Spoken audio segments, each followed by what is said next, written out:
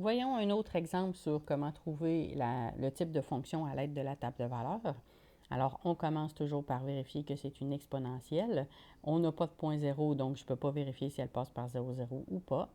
Et ensuite de ça, je vais aller vérifier le facteur multiplicatif. Alors, je vérifie que mes écarts des x sont toujours pareils. Donc, on a plus 1, plus 1, plus 1. On est correct. Ensuite, on va aller vérifier le facteur multiplicatif. Alors, ce que je vais faire 243 divisé par 54, 54 divisé par 18 et 18 divisé par 6 pour trouver le facteur multiplicatif de chacun. Alors, si je fais 243 divisé par 54, j'obtiens un facteur de fois 4,5. 54 divisé par 18, j'obtiens un facteur de fois 3. Et 18 divisé par 6, j'obtiens un facteur de fois 3.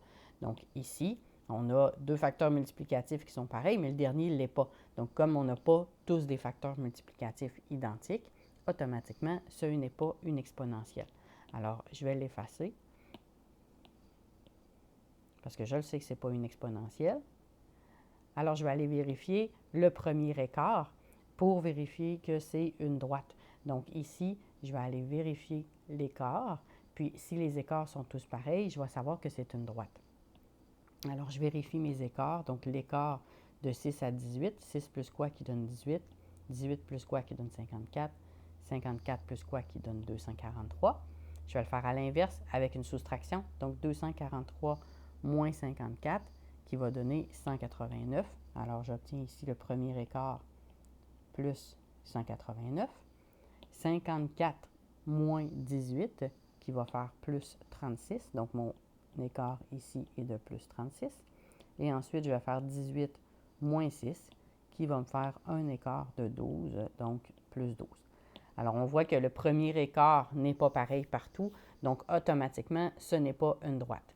Je laisse mes écarts là. Je vais aller vérifier si le deuxième écart est pareil partout.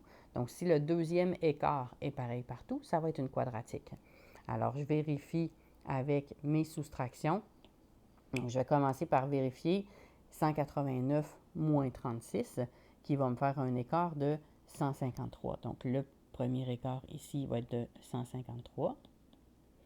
Et si je vérifie le deuxième, donc le 12 avec le 36, en faisant 36 moins 12, j'obtiens 24. Donc, j'obtiens un deuxième écart à 24. Donc, automatiquement, ici, on voit que le deuxième écart non plus n'est pas pareil. Donc, ce n'est ni une exponentielle, ni une droite, ni une quadratique. Donc, soit c'est une fonction qui est non définie, parce que ça peut être, en fait, ça peut être une définie par partie. Ça peut aussi être un nuage de points. Donc, à ce moment-là, c'est toujours pertinent d'aller dessiner le graphique. Puis, avec le graphique, si c'est un nuage de points, on va pouvoir utiliser la modélisation et tracer soit une courbe ou une droite qui représente le nuage de points pour ensuite trouver la règle ou l'équation qui est associée. Donc, le type de fonction ici, pour l'instant, elle est inconnue. Donc, il faudrait vraiment dessiner le graphique pour avoir une idée du type de fonction qu'on a ici.